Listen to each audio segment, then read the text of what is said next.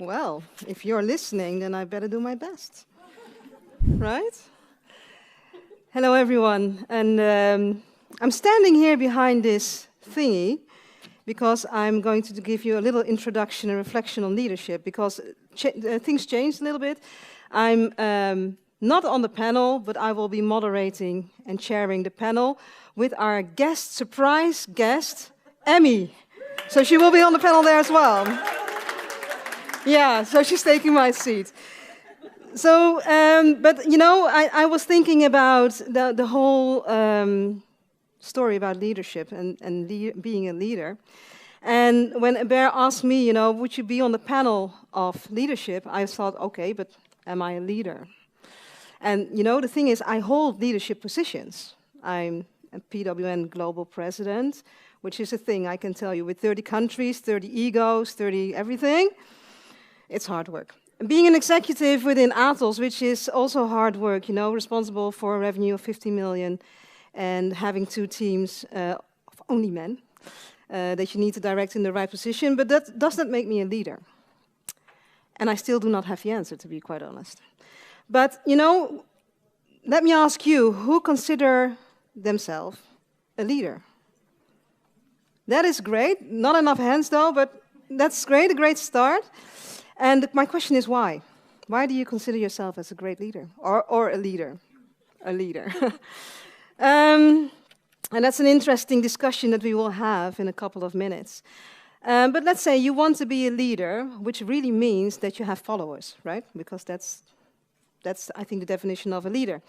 And then, of course, we had an amazing talk from Bridget, and she explained all the elements of self-awareness. And in my opinion, that's where it starts. So for me, leadership or being a leader has nothing to do, in the end, with titles or positions or, you know, recognitions or anything else. It's basically, it's starting with yourself as a person. So are you able to lead yourself? And what does that mean?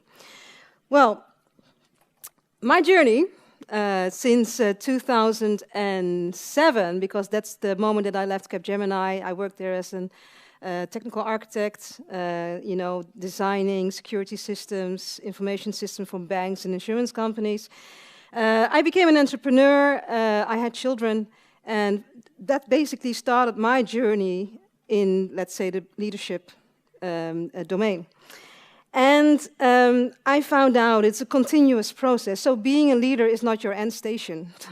That's actually when the things happen and when the drama sets in on certain points.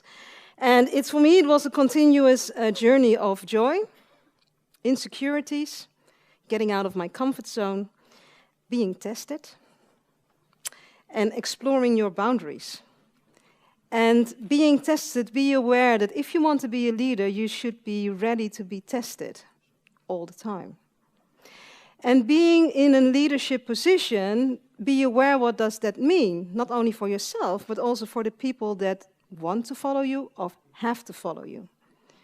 Because what that will mean is that you have to put up often with expectations or with things that you don't feel like is part of your job, but you still have to manage that. So you have to find yourself a way to have a great way to reflect on what you're actually doing and what the impact is that you're making. So what works for me? I created my own support system. So I got all my friends in, not all of them, but a couple of them, who are in similar positions. So one of my friends is a judge. Another friend is in a leadership position with Patagonia, the brand, you know, the clothing brand. Another friend is a well-known scientist, and they're all leading people, and they're all going somewhere. They have a goal. And with them, I can truly reflect on, am I doing the right things, you know? Is my thought process okay? Am I doing stuff that might hurt other people? So when I was PWN president in Amsterdam, for instance, I had a great vice president, Mary Jane. I think she left. She left.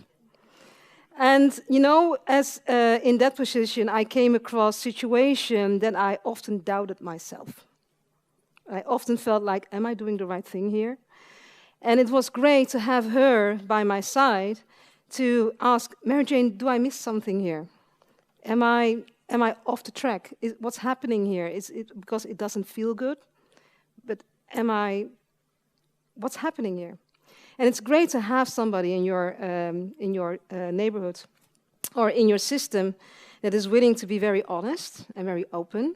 And that's also a part, if you want to rise other women or rise yourself, I think reflection and reflecting on maybe feedback that isn't that nice is one of the most important things to do, because that's where the learning starts. So the same here for PWN Global. Like I mentioned, 30 countries, 30 presidents, 30 people who think they know it better to do in my role, which is quite interesting, I can tell you. It is hard work, and being an introvert, like Emmy, you wouldn't say that, but we're introverts here. For me, you have to really take care of yourself as well. So tonight I'm going home, I'm going back into my cave with my books, sending out my children, and I don't want to see them for 2 days, and then I will recharge. But talking about the support system, I think support system and role models, those are two things, but for me an important role model is Hébert. Because, oh my God, she's coming here to the Netherlands, creating a summit. Yeah, you. Girl, pay attention.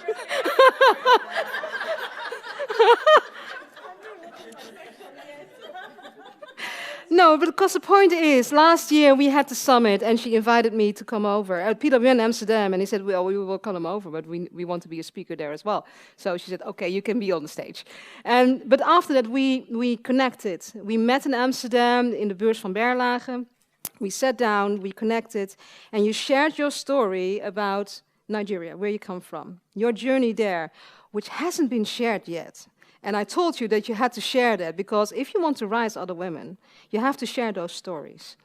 So for me, you are one of my role models. You are welcome. So find your role models and find your support system in any capacity of leadership that you are today. So I'm a quote lover. I love quotes, and this one I really enjoy. If your actions inspire others to dream more, learn more, do more, and become more, then you are a leader. So I really like that one because it's broad. You have to do a lot of things here. But we had an amazing talk of Bridget, and I'm not going to copy that. But I want to ask you 3 questions. You don't have to answer them, but these 3 questions are not mine. They're from Rosalinda Torres, and she is a researcher from, I think, Harvard.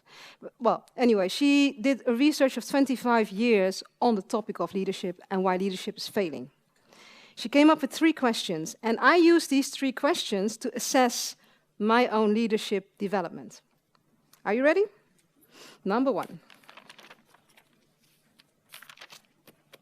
The first question is, where are you looking to anticipate the next change to your life, business model, or your life or your business model? So for entrepreneurs, this is a very important one. So where are you looking to anticipate change? So the answer to this one, it's a very simple one. Look in your agenda. So go into your agenda and see what's in there. Who are you talking to? What are you reading? Where are you traveling?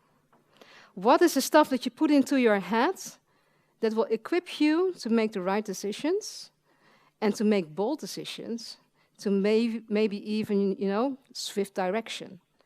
So with whom and with what are you associating yourself with? Okay, that's number 1. Number 2, which is, I think, a beautiful one, especially with this summit, how diverse is your network? And I'm not only talking about your professional network, but also your personal network. So how many people that you connect with on a personal level, also on a professional level, but personal level, are different than you are? And I'm talking about ethnicity, socio-economic background. 1 minute, really. I'm going to do my best here. So from all different angles, who is in your network? And if you're able to connect with those people who are so completely different than you, And if you can get them to trust you and to follow you in any direction that you go, oh my God, the capacity that you will have in your life as becoming a leader, or even just, in anything that you do daily, it will increase enormously. So I'm looking at my agenda and I'm looking at my address book and I'm like, okay, need some work done. The third one is that, are you courageous enough to abandon the past? So everything that worked in the past for you, in any role or capacity or anything else, are you courageous enough to say, you know what, I'm going to do it differently?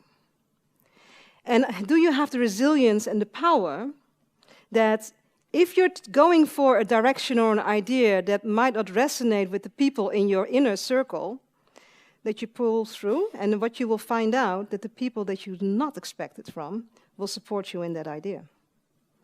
And that takes courage and resilience. And if you take these 3 questions, and just, tonight when you're traveling home, think about who's in my network? Is it diverse enough?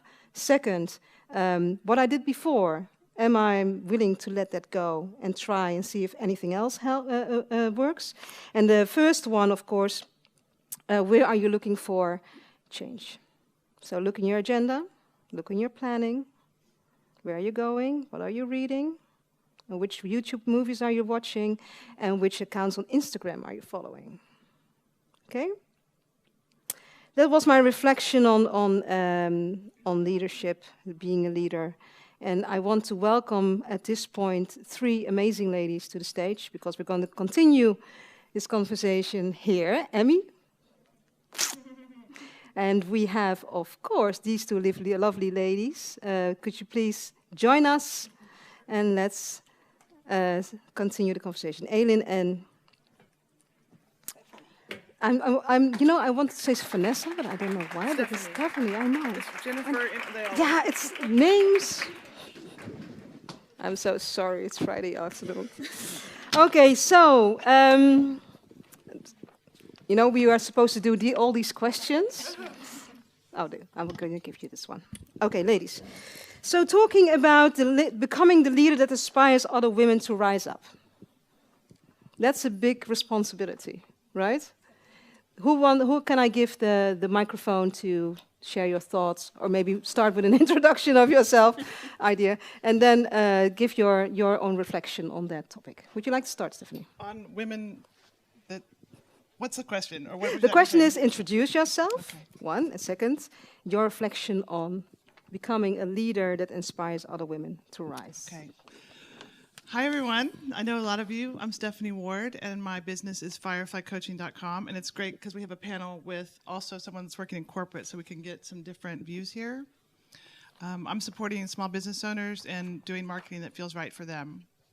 And for leadership that inspires other women to rise up, I think there are 3 really important keys. The first being, as a business owner, to be willing to work on your business as well as in it.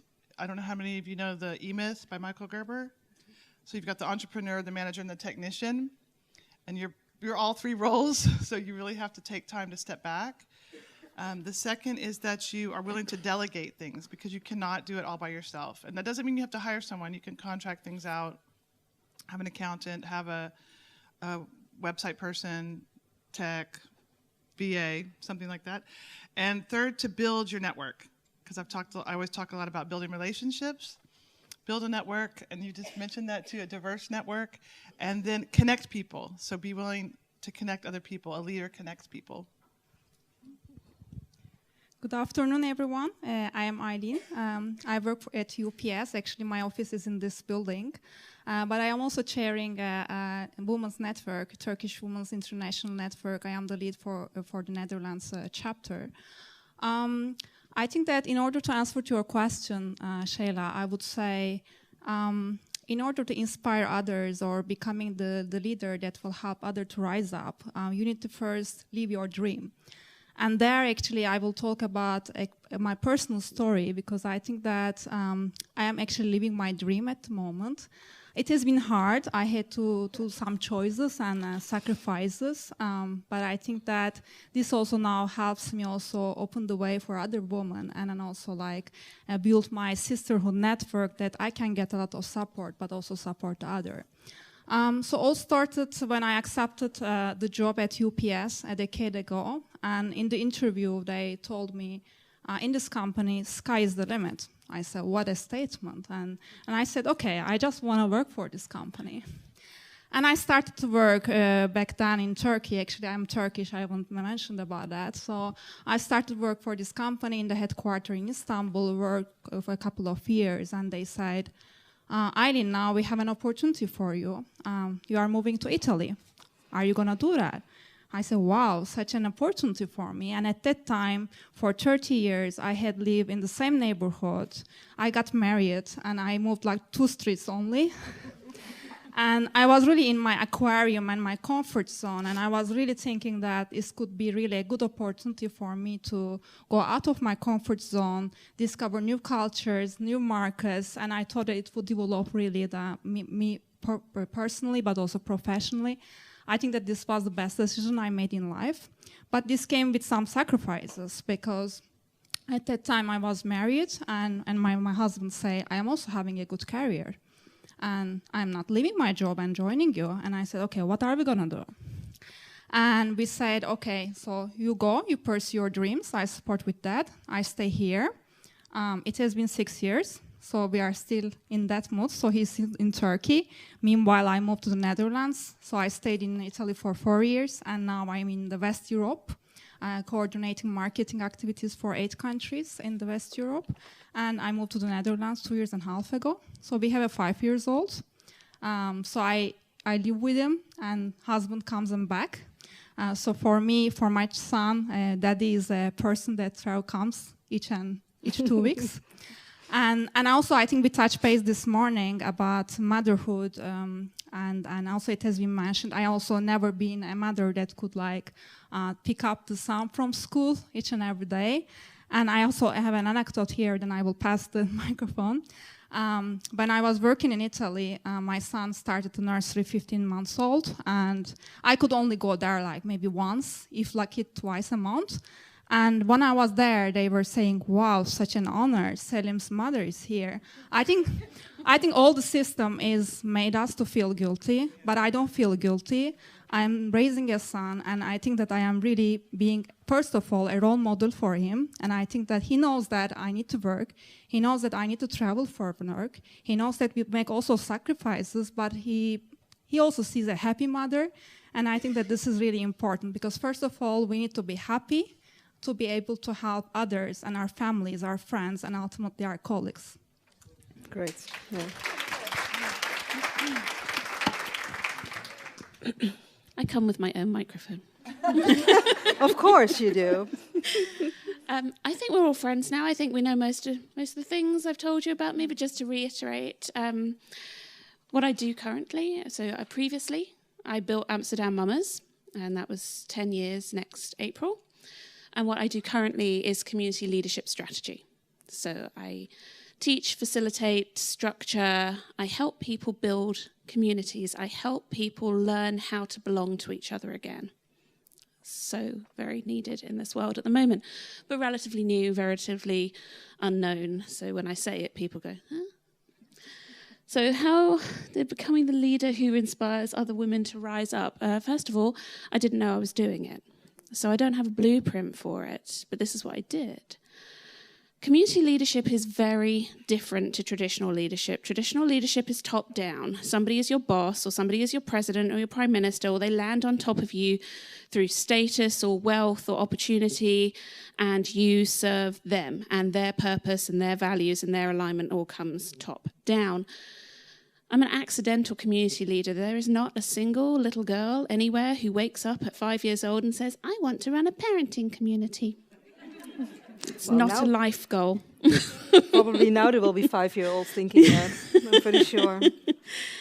So I came into it not knowing anything, which is both a blessing and a curse, and being able to write my own book. And the book that I decided to write was one where I lifted other women up, and I refused to pretend that I knew what I was doing.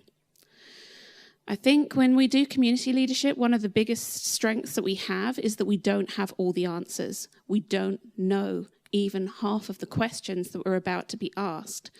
So my community would see me all the time saying, what do we need to do? What do you need? How can I help you? People ask how Amsterdam Mamas grew in the beginning, and everyone thinks it was just some magic rolling ball that everyone suddenly appeared in. Actually, it wasn't. People came by word of mouth, but most of the conversations happened because I was willing to pass the baton. I didn't think that I knew how to answer all of their questions, but I remembered the people who spoke up. I remembered what was special about them. I remembered the knowledge that they had. So when somebody asked a question, instead of thinking, I have to answer it because they've asked a question, I have to answer it, and who do I know? Who can answer that question better than I can? Who is better placed to respond to that? And I would tag them instead. Hey, I don't know the answer to that. That's really interesting. But you know who does? Katrina does. Joe does. Paul does. And I would pass the baton. Because the baton was never important to me. The solution was important. So I think that when you talk about helping other women to rise, it's not just showing them what to do. It's actively creating space for them to do it. And that's what I've tried to do all the way through. And that's now what I teach other organizations how to do is, how can you pass the baton? How can you be so confident and so strong in your own skill set that you're willing to make space for other people? It's beautiful said. It's right? Oh my God. I'm so happy that we invited you to the stage. More me. I can listen for hours to that woman. Okay, so, regarding becoming that leader that inspires other women, and your story really clarifies that it almost felt like it just happened, but it also is a way of knowing what you can and cannot do. And the things that you cannot do, you will make sure that you have your people there and that you pass the baton, as you mentioned. Do you have a role model or somebody that you look up to and learn from? No. No. That sounds really egotistical, but let me explain. I don't have a role model. I have lots of role models, and I have lots of former role models, except I don't refer to them as role models. I completely stole one of my mentor's terms, which is model of possibility. And if you've been around me for any length of time, I have bored you sick with this, but let me go on. So a model of possibility is your role model for now. They don't have to be your forever role model. It doesn't mean that you want to be them. It means that you have to pay attention to what it is that attracts you to them. What are the qualities in them that you admire? You know why this is so important? Because it absolutely kills the imposter complex stone dead. All those times when you've thought, who am I to do this? Who am I to want that? Look at this person who already has everything that I think I want. I can never be them, so why should I try? Use them as your model of possibility. Look at what it is about them that you find really attractive, that you would want for yourself, and use what they've already done to build your pathway to it. So I don't have a role model. I have lots of role models. But if I had to identify 3, because I can't go to one, then it's going to be my mother and my grandmothers, because I'm raised by epically strong women. Really, really strong women. Really strong women who always served others, sometimes to the detriment, because sometimes we serve too far. We go too far into serving others and we lose ourselves. So they also taught me about boundaries by not having any. But they would be my role models, I think, over and above everything, because they won't wait for anyone to do the work. They'll get stuck in straight away. Those are my role models. Great. Stephanie, do you have somebody who would you like to? I'm not to copy Emmy, but I'm gonna. I get what you're saying about role model. I don't want to be anyone other than myself. And I'm also very inspired by anyone who's doing something remarkable or inspiring. I mean, like this conference with the Barry, this is monumental. I'm role models, Maya Angelou, people who are no longer with us, younger people younger than I am, my mother included. She was one of the first lawyers back in the day before women were lawyers. And she took my little sister to her law school classes, and she'd probably be, turned in now, but she was 2 and left her in like the lobby, and just random people would take care of her. So, but yeah, so my mom is a big inspiration to me as well, role model. She was one of those working mothers back, again, before any mothers were working. So, and I've turned out okay, I think. So, but I really just look to anyone who is doing something remarkable, who's using all of their abilities and efforts to make something happen, and I get inspiration from that. Okay, I think I am next. So not to copy again, I think that the first role model I will talk about will be also my mother. I mean, she's really a very strong woman, and she's the one that really teach me to really be strong, pursue my dreams, whatever it takes, and really like do what I want to do at life. So I think that I really learned this from her. Then I will also talk about one leader in our organization. He is also my mentor. And so he was actually one of the first person that I met that pursued a expat career. So he was our country manager in Turkey, and he is American, and actually he was out of his country for 25 years. And also all the ideas as he was bringing to the table and all different perspectives. And I think that this was coming from this experience that he had from all these different countries and interacting with them. So he was really inspiring me each and every day, and I really take him as a role model. And I actually now see that in my day-to-day, also moving from one country to another, that it's really actually very enriching experience. Great. So we already heard from Emmy how you are passing the baton, giving other ones space to rise. Do you have some examples how you could do that? Or how you are doing that? Yes, Stephanie. Passing the baton. I think everyone has a capacity to do something more than they're already doing, and I'm always talking about action, and action creates momentum. Mm-hmm. So I encourage people to start now. Don't wait. Begin, because that's the best way to learn. And I think the more you can let people try to find their own way with some structure, but not dictating this is the exact path, no blueprint, but just here's some ideas to keep in mind, and just begin, and magical things happen. So I'm assuming that you see yourself as leaders. That's an assumption that I'm making. Just checking that one. Yeah. Yes. Yeah. Okay. So, in that whole journey of becoming the leader that you are today, what are the things that you could want to share that didn't went so well and that you've learned a lot about? Would you like to start, Aileen? Actually, I would start about the experience, and I will also give this as a tip later on. I mean, being in marketing, I will talk about the brand and the perceptions. Because I will tell you now, think about the best brand for you, and what is the experience that this brand offers to you. How do you feel when you use those products or you consume those products? And what is the value proposition of this brand? And actually, it is exactly the same in your company or in your businesses for yourself. So how do you position your brand and how this brand is perceived? So personally, I was thinking that I was doing all the right things, that I was thinking that my brand was perceived the same way, and that I was thinking it. But then those decisions are made behind the doors. And when people make their own perceptions on you and make also some assumptions, and they say, Aileen wouldn't do that. And I think that this was also like a biggest learning for me, that I need to manage all this perception to be able to do what I want to do and to get where I want to get. Great. Would you like to? Yeah.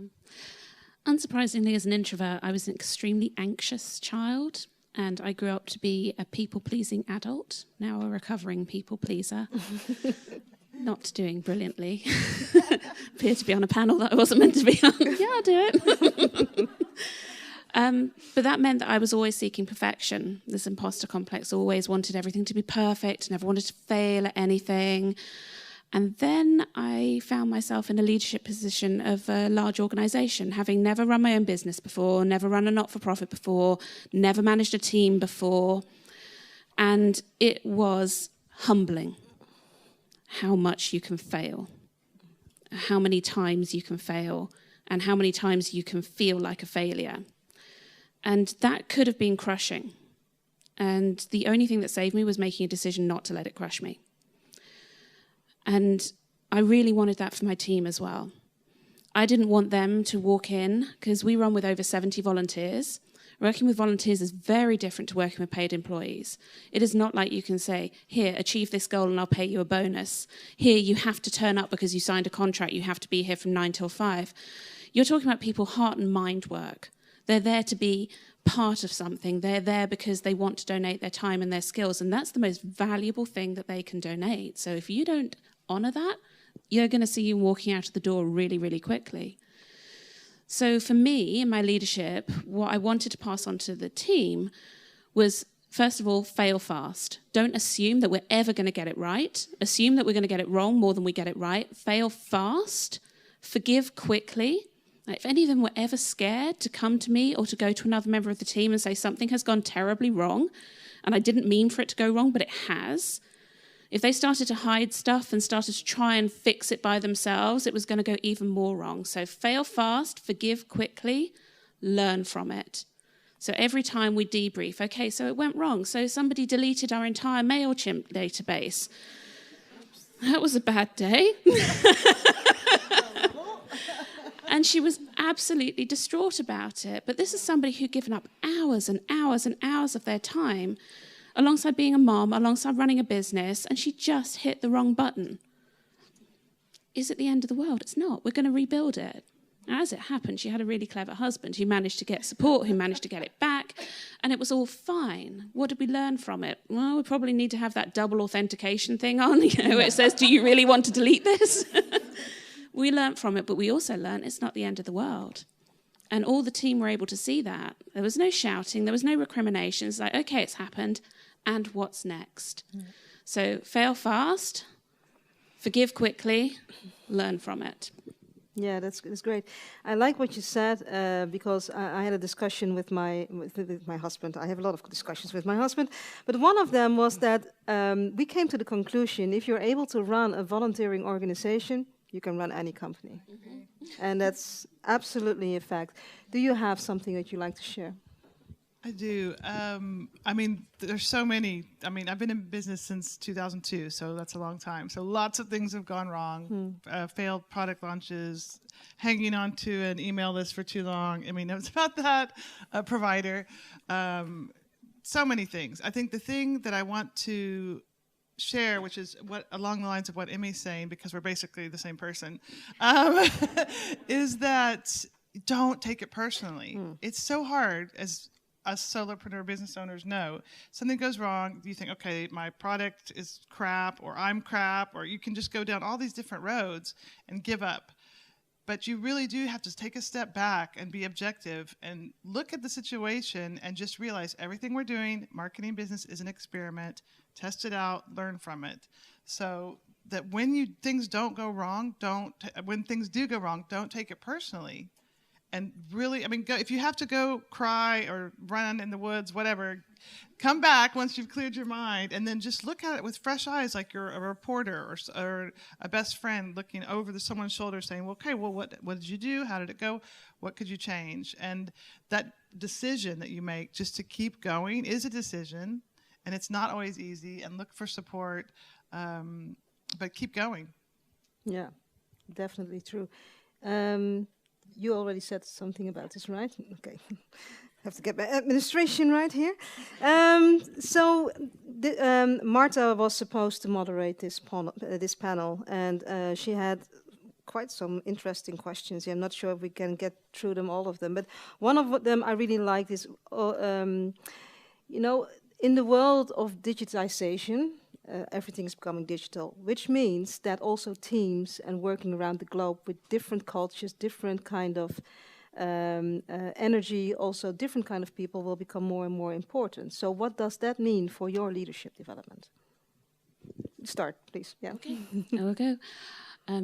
This is so interesting and so timely for me because for the last couple of years I've been fairly heavily involved with Facebook, and not just using it for Amsterdam Mamas, but actually working with the company. And I'm part of their leadership program. They somehow stumbled across me, this tiny but comparatively for Facebook, 2 billion users, 17,000 group, and somehow I got on their radar. And I've been in their leadership program for about 18 months, and I've just become one of their global mentors. And the people that I'm mentoring are community leaders around the world. And this is fascinating to me. Talk about challenging your privilege, your unconscious bias, and all the other things that you think, because I thought I was a really good mentor, a really good community leader, until I started looking at some of the challenges that my mentees have. You know, they put on events all around the world, and we have this budget and we have financing, but they can't access it because they don't have the right cards, or they don't have the bank account that works with the US dollars, or they just don't have the infrastructure. You know, one of our leads in the African continent has to pay for data for her phone to use Facebook. And if the data runs out on any given day, that's it. She can't lead her community. So what's happening for me right now is an opening up of my eyes as to all the different ways that we need to be able to lead under different cultures all around the world. And it is fascinating to me. I would encourage everyone that as you're rising up, as you're looking at how you lead, get out and find people who have different experiences to you. Because I thought that I did, but I really, really didn't until this last year, where I started to dig into how other people are leading all around the world. Great, great. Aileen, you're working for an international company? Yeah, definitely. So one way we develop leaders that have this mindset is actually with this relocation programs. I mean, our business is very global. We are present in more than 220 countries globally, and we transport packages, millions of packages each and every day. And we also try to transport our also workforce in order to develop our leaders. I can tell you a couple of anecdotes from my experience. I think that really observing very good the culture in the country that you work or the country that you do business with is very critical. When I moved to Italy, so it was like my first meeting, and I scheduled a meeting at 9, thinking that it would be like early enough to set a meeting. And I was there waiting in the meeting room, and nobody showed up. And it was my first meeting, and I said, what I'm gonna do? Like I sent an invite, they are not here, so what's gonna happen? And it was like 9:15, and they were like coming slowly, and saying nothing. I mean, for me, I mean, in the Turkish business environment, I mean, you can be late, but if you are late, you call your boss, you say, I'm late, this happened, there was traffic, there was an accident, this and that, and you are also worried to be late. And they were looking really worried to be late, and then I realized that actually like 15 minutes delay in Italy is an academical delay. Which is like a very normal thing to happen. And they told me that even in the south of Italy, it's up to 45 minutes. I said, really? And actually, then in the upcoming months, we had like a meeting with the partners from the south of Italy. Actually, it really happened that they show up at 9:45 to a meeting at 9. So.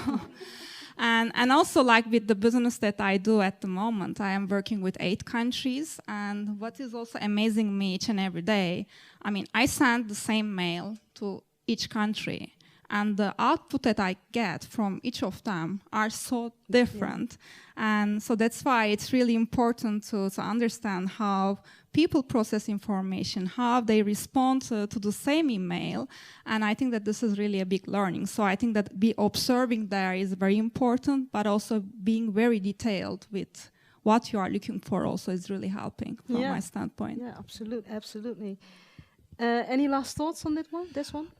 Just a couple. I mean, you both are having a broader experience than I am. I work with a lot of global people, but they do have this thing in common that we're all global. So that's the thread. So although I work with people in different countries and from different nationalities, there is this commonality we have.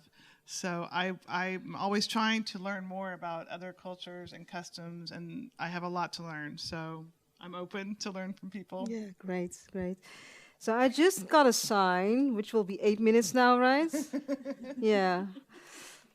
Ladies and gentlemen, we have 8 minutes left, and we are taking some questions. So if anyone would like to ask these lovely ladies something about leadership, about how to rise other women, please. We have a lady over here.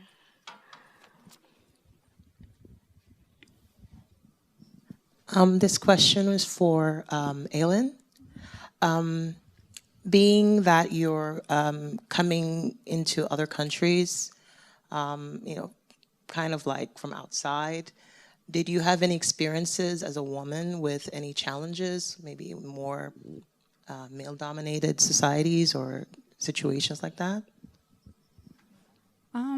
I can again tell about an anecdote in Italy. I mean, when I was relocating there and looking for a house, and when I met my landlord, they were just keeping asking for my husband because they were just thinking that he is the assignee and I am just the wife that's gonna go with him. So I think that people really don't feel that a female can really rise up and have these positions in those organizations. I think this also comes with some cultural biases.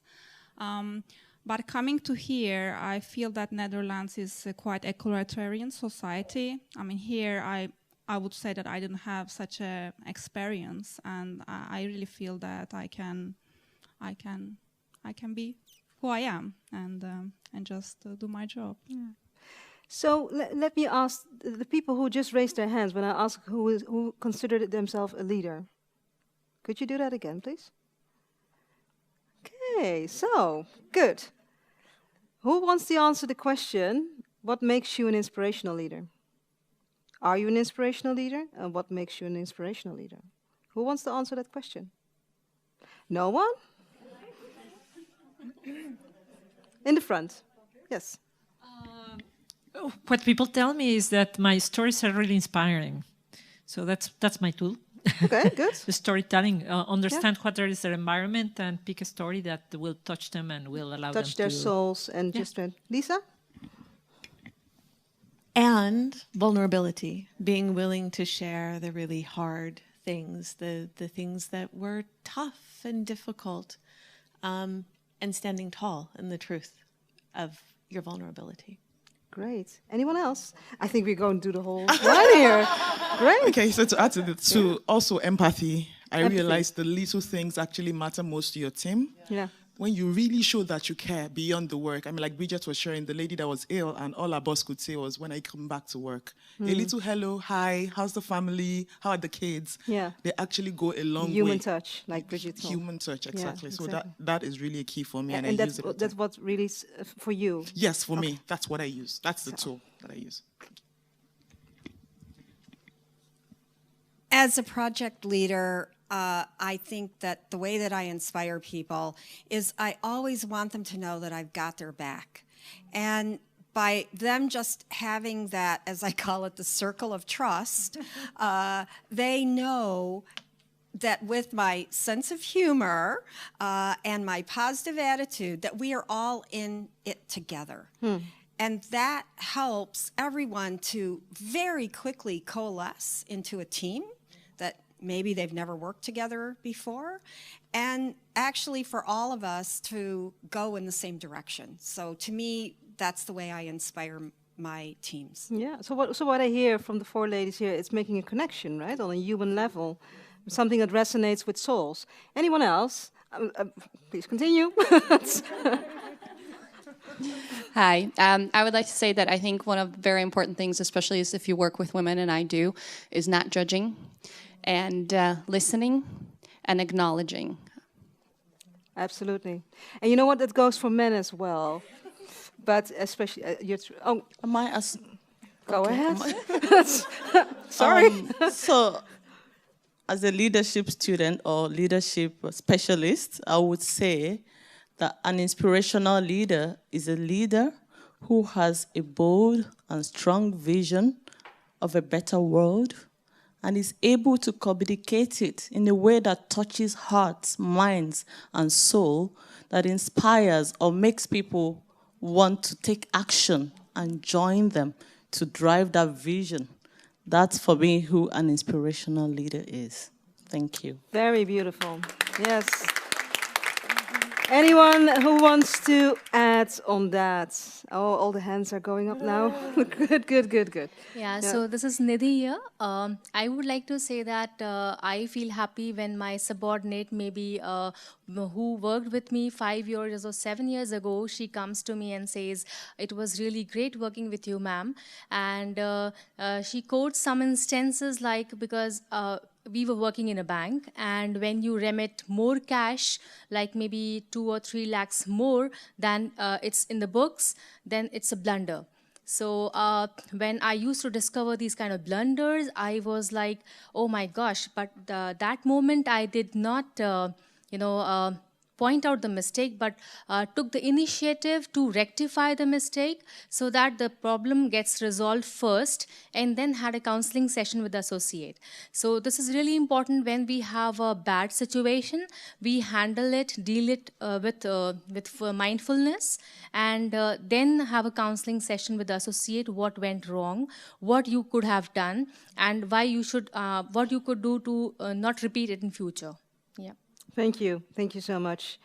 Maybe for a last one. Oh, because I only have 1 minute. Over there. Yeah. So why I consider myself a leader is that I dare to go for my big dreams. That I dare to consider setting up a big center while still being a mom and still being able to balance my family, and therefore give the example to other women, other mothers, but also other families that it is possible. Great. Amazing. Ladies, we're coming to the end of this panel discussion, and great input from the audience here as well. Do you have some closing thoughts on the topic of becoming a leader that inspires other women to rise up? Yeah, up. Okay.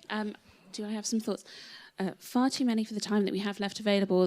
What I would like to ask from you is to ask. I will help anyone, but I have to know that you need help first. And my powers of telepathy are still slightly wonky. I don't always know that you need help, and I might not be the right person to help you, but believe me, with my network, I probably do know the right person, or know the person who knows the right person to help you. But if I don't know that you need that help, I'm not going to come knocking on your door saying, "Do you need help?" Never be afraid to ask, because the people who will help you are the ones who will say yes immediately. So if you need help to create that space to rise up into your next leadership level, ask for the help. Beautiful. Aileen? Yeah, what I would say, we haven't discussed that much about mentoring, but I think that this is also very important to be inspired and also get the support that you need to get. So I will say, go get your mentors, and also I would say go pick 2 mentees, and I think that this is the way we are going to drive change and believe really in the beauty and in the power of sisterhood. So we couldn't discuss about it, but I am also chairing this Turkish Women's Network in the Netherlands, and this is what we do there, and I think that it really helped me a lot, but also it helps a lot others. So I really feel that as leaders, it is our responsibility to just give a hand to other emerging leaders, because it's just share of experiences. You don't need to do more than that. It's just easy. It can be done via Skype. I also do lots of mentoring via Skype to ladies in Turkey. So it's just possible. So you can just plan 15 minutes, 20 minutes in your agenda. Just think about it. Great. Sorry. We just quickly mentioned that PWN has a structured mentoring program every year. So if you're looking for help in that space that you don't have through your own organization or through your own networks, then PWN has one. Amsterdam Business Mamas, if you're a mum living in anywhere in the Netherlands, then we also have more of a buddy system than a mentoring system, but it's run through Facebook's mentorship tool. So look for those opportunities, because as Aileen says, mentoring is so important, and don't assume that you can't also be mentor and mentee. Thank you for that, Emmy.